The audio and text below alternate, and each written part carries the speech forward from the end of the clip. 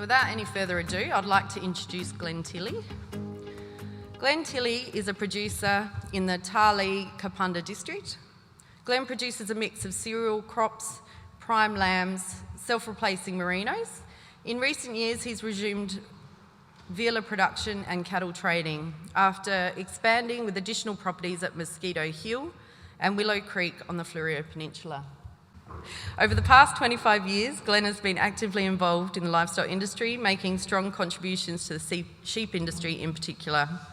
During this time, he's chaired a number of groups, including the Lower North Lamb Group, Milk Fed Lamb Group, SA Lamb Development Team, and the Producer Advisory Panel of Sheep Connect SA.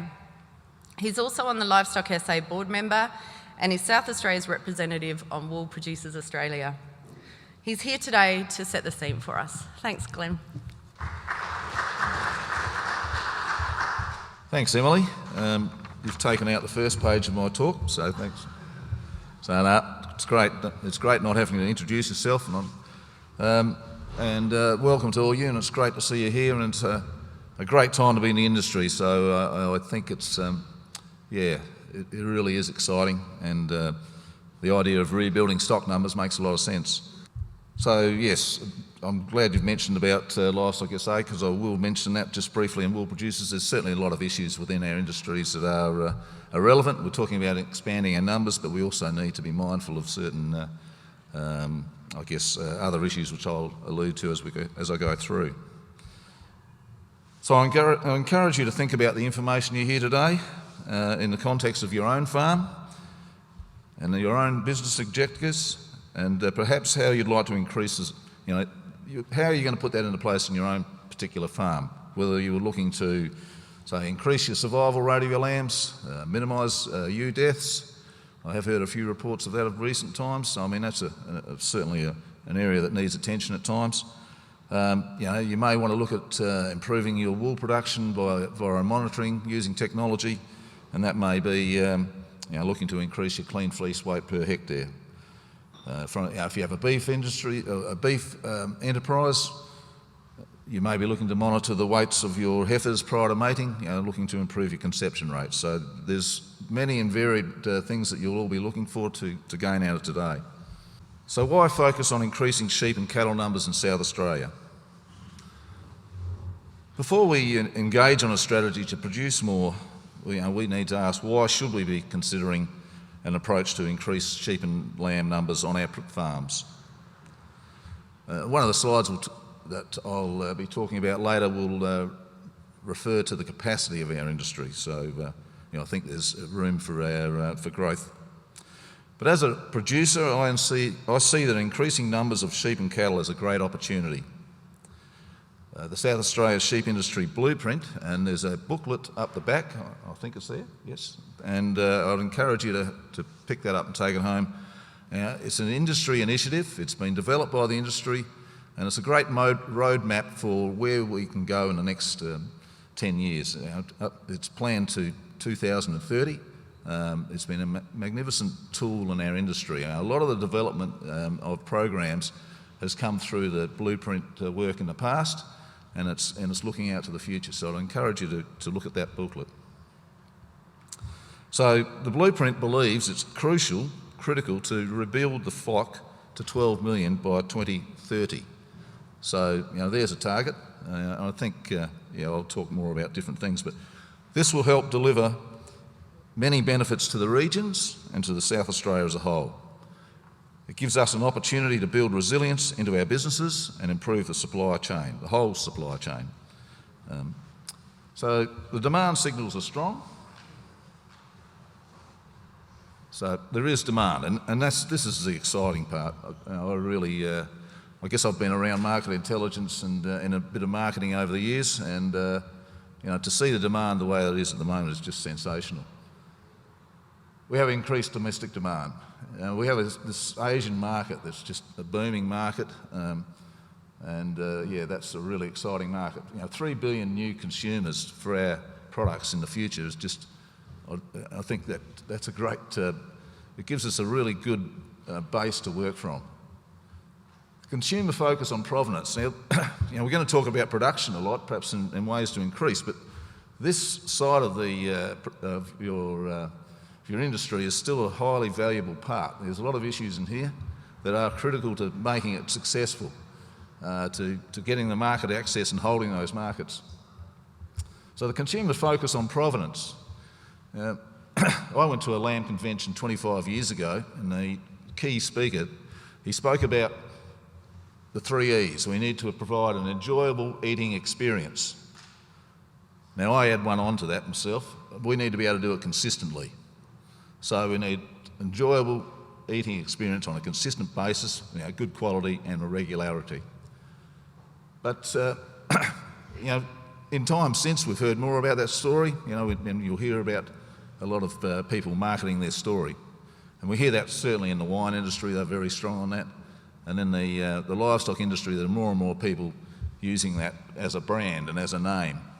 But we've got to back it up. It's got to be sustainable. What you produce is you've got to be able to stand behind your product.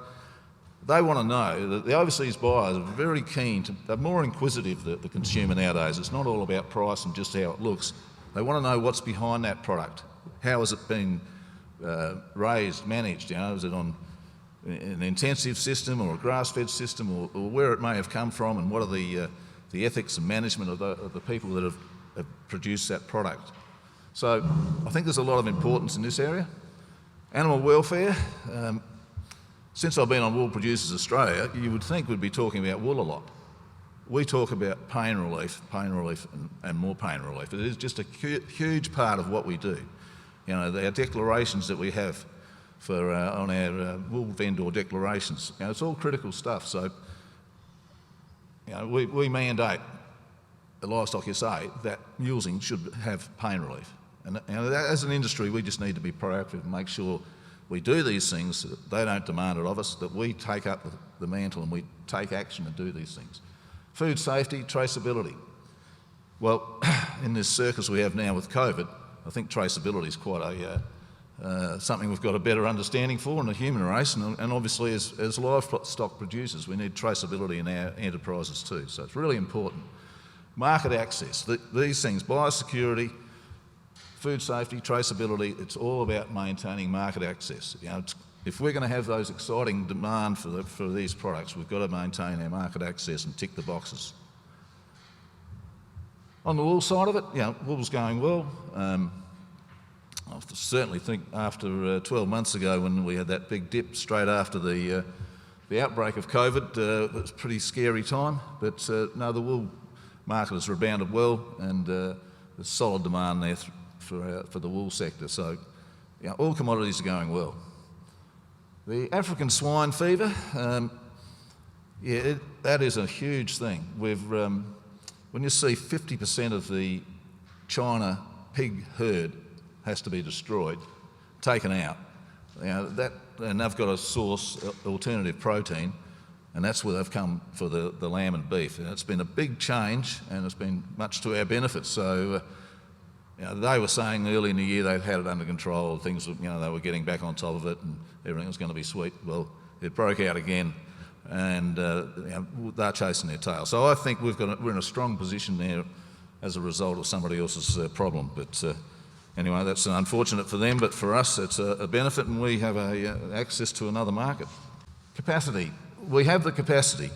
We've certainly got significant meat processing capacity, and when TFI build the new works, we'll have even more. So an expansion in our livestock numbers will certainly be well and truly greeted by the processors. We have talk of a new plant. There's plans and going through the process for a new plant at Port Pirie, which will be great for the region. Very innovative new processing plant. It's on the cards, but it won't be any good if there's no stock to put through it. So it's really a critical part of the processing side of it, that we have the numbers to be able to process. If processors have more numbers, well, they can pass on more profits. They are really a factory that turns through units, and so the more stuff that goes through, the more benefit it is to them, and then they can actually pay it back to us. So I've always said I want Darren Thomas to be the richest guy in the state, so that he can pay me lots. So we've got to look after him, and he's got to look after us. Our And part of the capacity is also the opportunity. It's underutilised, and also people want those small processors. Well, those small processors will really struggle if the numbers aren't there, and that's the situation now. So Strathalbyn's closed down, and it's now being going through a feasibility, and they'll rebuild it, upgrade it, but they've got to have the stock to go through it. As producers, we've got opportunities too to improve our capacity. There's the top-end producers are making very good returns, returning in around about the 30% plus net profit. So they're doing a great job. And then that's the top 20%, well, the 80% are probably more back around the 10% on it as a whole. So there's certainly room for improvement for us. So we have an opportunity in our capacity. Right, now we get some interesting stuff. The sheep numbers. Now, it's actually, this graph is really good just for a reflection. So we're looking at 20 years. I've got to find it. No, I'm just going to talk about it. So if you look on the blue line, that's the national graph. Look below, 40% drop, 46% drop over a 20-year period. That's huge. I think we all well remember certain stages through there. 2000 to 2003, the eastern states had a huge drought. So that pulled the numbers off the national, and we still sort of held. And then we ran into some dry years, 6, 7 and 8, I think were tough years. And ours came down with them, so we've sort of followed them. And then we've sort of rebounded, and they've sort of staggered along, sort of thing. So yeah, it's been a roller coaster. We're down 26%. I mean, that's over 20 years. Yes, there's certainly been a change in farming. There's a lot more cropping. But yeah, there's certainly room for restocking if you look at that. So if you look in the local regional area, the northern New York has stayed fairly stable. This is only over a 5-year period. We're looking at a 7% drop, which isn't huge. And if we look at the arid lands, well, they've looked at a 55% drop. So they've had a heck of a time. They've really had it tough, and you can sort of see, I think they're from, I looked down at my own notes, from 17 to 19, or even now to 20. Yes, last year they were doing it really tough, and so their numbers have been in decline, and I certainly think there's certainly room for them to rebuild, and I think a lot of them are addressing that. But it just shows, we're in different situations, different areas, so there's, for us around the room, we're going to be having different needs out of today that we're looking to address. Cattle numbers. Interesting again, and for those of you with cattle at the moment, I think I'm saying livestock's exciting, but I'd say cattle is electric. It's just fantastic. I mean, if you've got them to sell. So, and we've seen pretty much South Australia has paralleled with the national over that 20-year period. The national's dropped 15%, and South Australia's dropped 14%. And you'll notice there, say towards the end, how the national herd is going to 2020 is still in decline, whereas South Australia was starting to rebound and go back into some regrowth. Certainly, the feedlot industry's grown enormously, and there's certainly a lot of market. I guess with all stock now, we don't sell light, unfinished stock that go into processing, or very few. Most of them go back out to finishers, to feeders. You'll notice I don't use the word fatteners. That just isn't in my vocabulary. If you want to upset me, call me a fat lamb producer, and I might get real nasty. But please, we are prime stock producers. Let's be proud of what we produce. So that's our cattle numbers.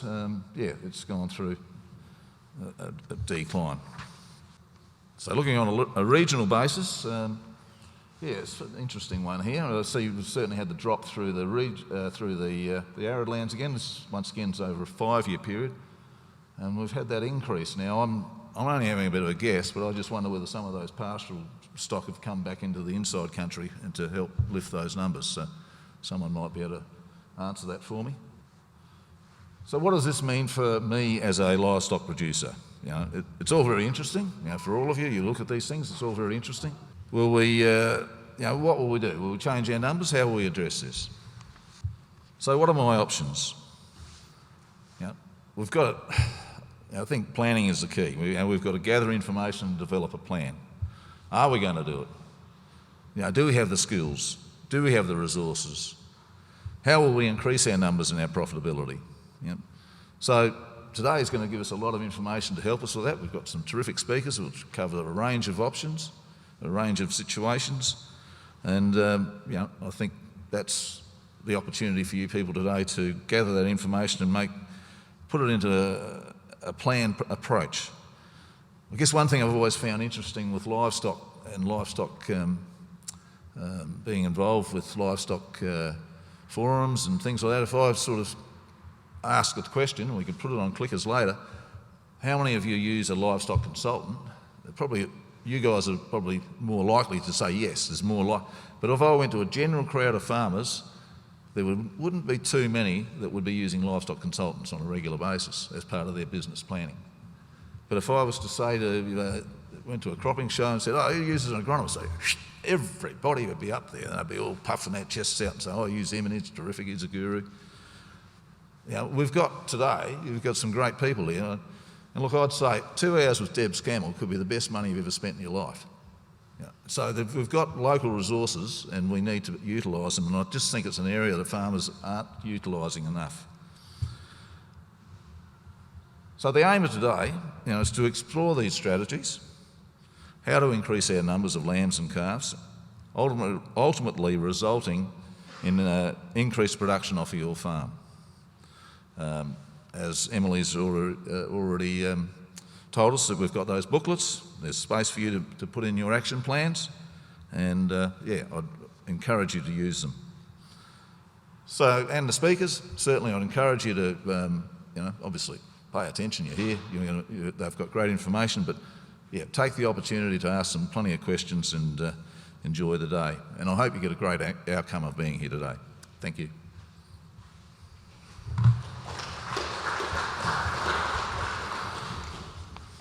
Thanks so much, Glenn. That was really well said and has really set the scene really well for the rest of the day for everyone.